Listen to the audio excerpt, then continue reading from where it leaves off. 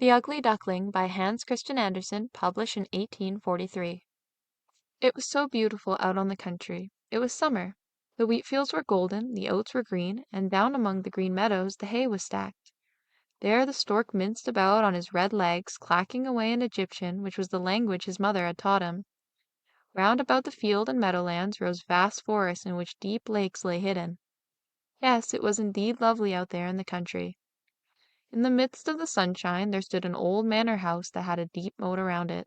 From the walls of the manor right down to the water's edge great burdock leaves grew, and there were some so tall that little children could stand upright beneath the biggest of them. In this wilderness of leaves, which was as dense as the forest itself, a duck sat on her nest, hatching her ducklings. She was becoming somewhat weary, because sitting is such a dull business, and scarcely anyone came to see her. The other ducks would much rather swim in the moat than waddle out and squat under the burdock leaf to gossip with her. But at last the eggshells began to crack, one after another. "Peep, peep," said the little things as they came to life and poked out their heads. "Quack, quack," said the duck, and quick as quick can be they all waddled out to have a look at the green world under the leaves. Their mother let them look as much as they pleased, because green is good for the eyes. "How wide the world is!" said all the young ducks, for they certainly had much more room now than they had when they were in their eggshells. "Do you think this is the whole world?" their mother asked. "Why, it extends on and on, clear across to the other side of the garden and right on into the parson's field, though that is further than I have ever been. I do hope you are all hatched," she said as she got up. "No, not quite all. The biggest egg still lies here. How much longer is this going to take? I am really rather tired of it all," she said, but she settled back on her nest. "Well, how goes it?" asked an old duck who came to pay her a call. "It takes a long time with that one egg," said the duck on the nest. "It won't crack. But look at the others. They are the cutest little ducklings I've ever seen. They look exactly like their father, the wretch. He hasn't come to see me at all." "Let's have a look at the egg that won't crack," the old duck said. "It's a turkey egg, and you can take my word for it. I was fooled like that once myself. What trouble and care I had with those turkey children, for I may as well tell you, they are afraid of the water. I simply could not get them into it. I quacked and snapped at them, but it wasn't a bit of use. Let me see the egg. Certainly it's a turkey egg. Let it lie and go teach your other children to swim." "Oh, I'll sit a little longer. I've been at it so long already that I may as well sit here half the summer." "Suit yourself," said the old duck, and away she waddled. At last the big egg did crack. "Peep," said the young one, and out he tumbled, but he was so big and ugly. The duck took a look at him. "That's a frightfully big duckling," she said. "He doesn't look the least like the others. Can he really be a turkey baby? Well, well, I'll soon find out. Into the water he shall go, even if I have to shove him in myself." Next day the water was perfectly splendid, and the sun shone down on all the green burdock leaves. The mother duck led her whole family down to the moat. Splash! She took to the water. "Quack, quack!" said she, and one duckling after another plunged in. The water went over their heads, but they came up in a flash and floated to perfection. Their legs worked automatically, and they were all there in the water. Even the big ugly gray one was swimming along. "Why, that's no turkey," she said. "See how nicely he uses his legs, and how straight he holds himself. He's my very own son after all, and quite good looking if you look at him properly. Quack, quack, come with me. I'll lead you out into the world and introduce you to the duck yard. But keep close to me so that you won't get stepped on, and watch out for the cat." Thus they sallied into the duck yard, where all was in an uproar because two families were fighting over the head of an eel. But the cat got it after all. You see, that's the way of the world.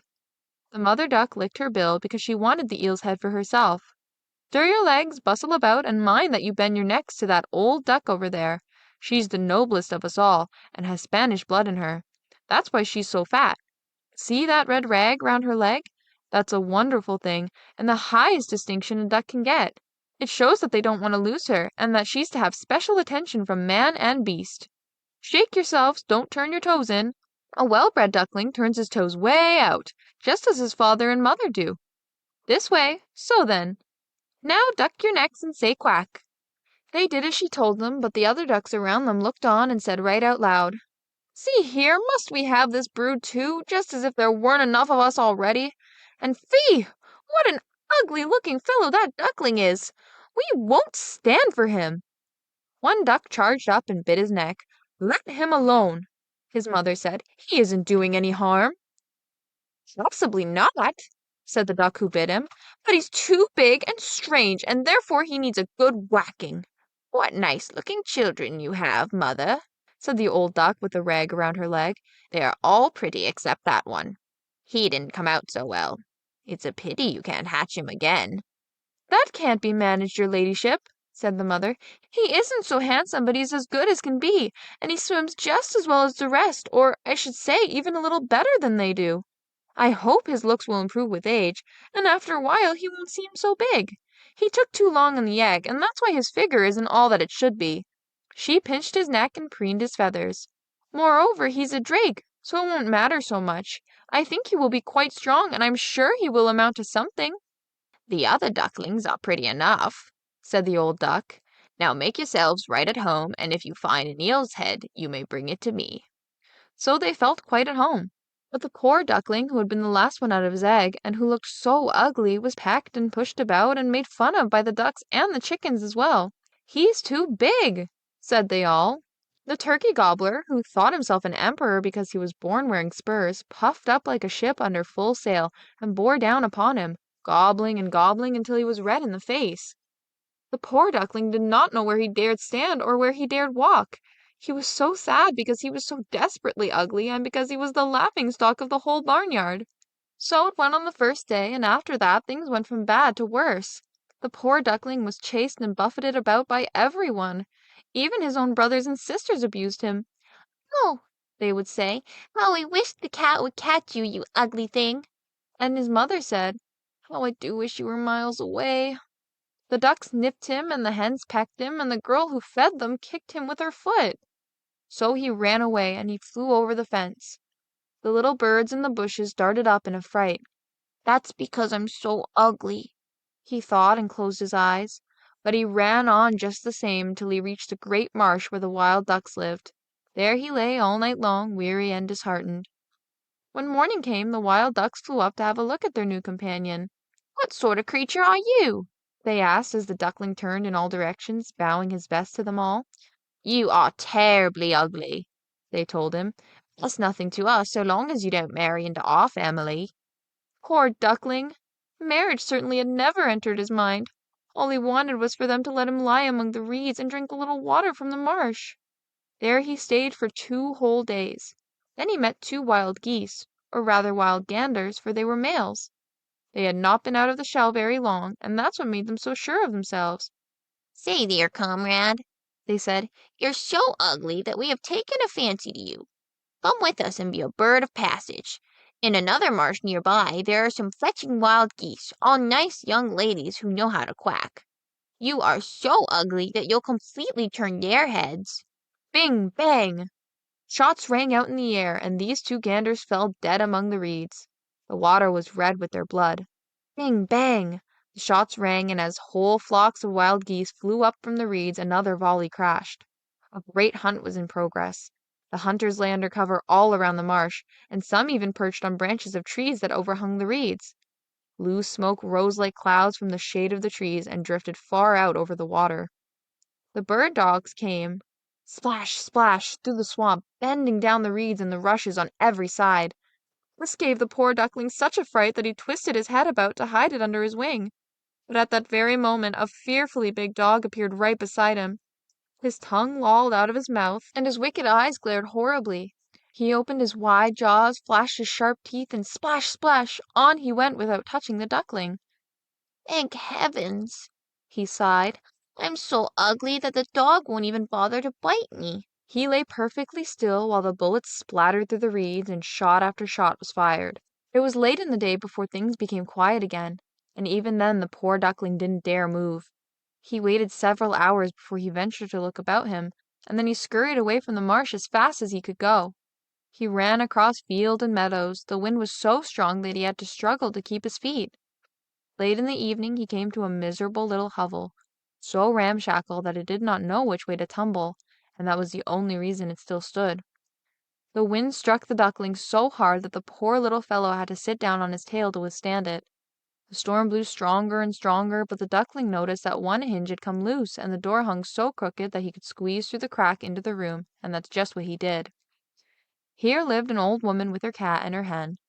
The cat, whom she called Sunny, could arch his back, purr, and even make sparks, though for that you had to stroke his fur the wrong way.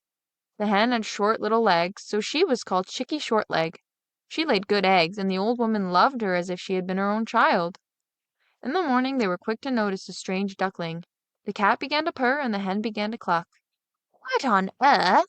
The old woman looked around, but she was short-sighted, and she mistook the duckling for a fat duck that had lost its way. It was a good catch, she said. Now I shall have duck eggs, unless it's a drake. We must try it out. So the duckling was tried out for 3 weeks, but not one egg did he lay. In this house the cat was master and the hen was mistress. They always said, "We and the world," for they thought themselves half of the world, and much the better half at that. The duckling thought that there might be more than one way of thinking, but the hen would not hear of it. Can you lay eggs? She asked. No. Then be so good as to hold your tongue. The cat asked. Can you arch your back, purr, or make sparks? No. Then keep your opinions to yourself when sensible people are talking. The duckling sat in a corner feeling most despondent. Then he remembered the fresh air and the sunlight. Such a desire to go swimming on the water possessed him, and he could not help telling the hen about it. "What on earth has come over you?" the hen cried. "You haven't a thing to do, and that's why you get such silly notions. Lay us an egg or learn to purr, and you'll get over it."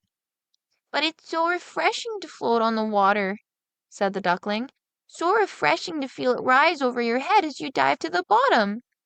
"Yes, it must be a great pleasure," said the hen. "I think you must have gone crazy. Ask the cat, who's the wisest fellow I know, whether he likes to swim or dive down in the water. Of myself I say nothing, but ask the old woman, our mistress.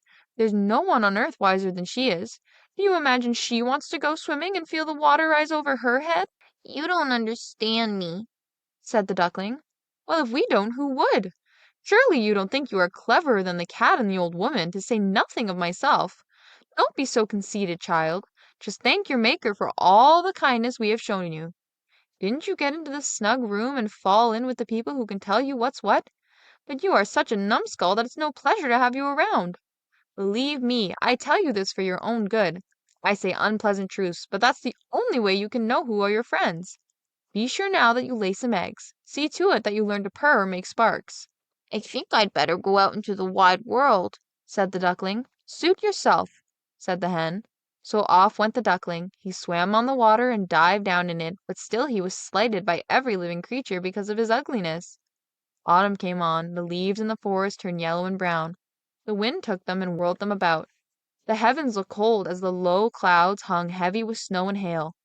Perched on the fence, the raven screamed, "Caw, caw," and trembled with cold. It made one shiver to think of it. Pity the poor little duckling. One evening, just as the sun was setting in splendor, a great flock of large, handsome birds appeared out of the reeds. The duckling had never seen birds so beautiful. They were dazzling white with long, graceful necks.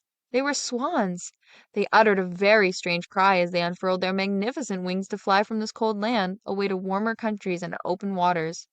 They went up so high, so very high, the ugly duckling felt a strange uneasiness come over him as he watched them. He went around and around in the water like a wheel. He craned his neck to follow their course and gave a cry so shrill and strange that he frightened himself. Oh, he could not forget them, those splendid, happy birds. When he could no longer see them, he dived into the very bottom, and when he came up again, he was quite beside himself. He did not know what birds they were or whither they were bound, yet he loved them more than anything he had ever loved before. It was not that he envied them, for how could he ever dare dream of wanting their marvelous beauty for himself? He would have been grateful if only the ducks would have tolerated him, the poor, ugly creature. The winter grew cold, so bitterly cold that the duckling had to swim to and fro in the water to keep it from freezing over. But every night the hole in which he swam kept getting smaller and smaller. Then it froze so hard that the duckling had to paddle continuously to keep the crackling ice from closing in upon him. At last, too tired to move, he was frozen fast in the ice. Early that morning a farmer came by. And when he saw how things were, he went out on the pond, broke away the ice with his wooden shoe, and carried the duckling home to his wife. There the duckling revived, but when the children wished to play with him, he thought they meant to hurt him. Terrified, he fluttered into the milk pail, splashing the whole room with milk. The woman shrieked and threw up her hands as he flew into the butter tub and then in and out of the meal barrel. Imagine what he looked like now. The woman screamed and lashed out at him with the fire tongs. The children tumbled over each other as they tried to catch him, and they laughed and they shouted. Luckily, the door was open, and the duckling escaped through it into the bushes, where he lay down in the newly fallen snow, as if in a daze. But it would be too sad to tell of all the hardships and wretchedness he had to endure during this cruel winter. When the warm sun shone once more, the duckling was still alive among the reeds of the marsh. The larks began to sing again. It was beautiful springtime. Then, quite suddenly, he lifted his wings.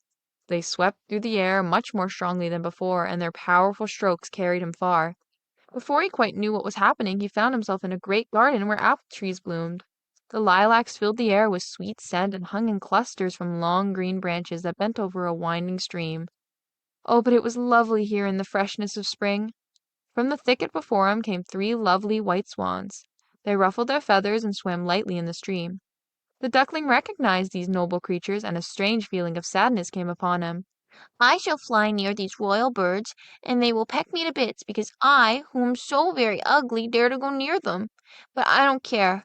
Better be killed by them than to be nipped by the ducks, pecked by the hens, kicked about by the henyard girl, or suffer such misery in winter. So he flew into the water and swam toward the splendid swans. They saw him and swept down upon him with their rustling feathers raised. Kill me, Said the poor creature, and he bowed his head down over the water to wait for death. But what did he see there, mirrored in the clear stream? He beheld his own image, and it was no longer the reflection of a clumsy, dirty gray bird, ugly and offensive. He himself was a swan. Being born in a duckyard does not matter if only you are hatched from a swan's egg. He felt quite glad that he had come through so much trouble and misfortune, for now he had a fuller understanding of his own good fortune and of beauty when he met with it. The great swans swam all around him and stroked him with their bills. Several little children came into the garden to throw grain and bits of bread upon the water. The smallest child cried, "Here's a new one!" and the others rejoiced, "Yes, a new one has come!" They clapped their hands, danced around, and ran to bring their father and mother. And they threw bread and cake upon the water while they all agreed, "The new one is the most handsome of all. He's so young and so good looking." The old swans bowed in his honor. Then he felt very bashful and tucked his head under his wing. He did not know what this was all about. He felt so very happy, but he wasn't at all proud, for a good heart never grows proud. He thought about how he had been persecuted and scorned, and now he heard them all call him the most beautiful of all beautiful birds.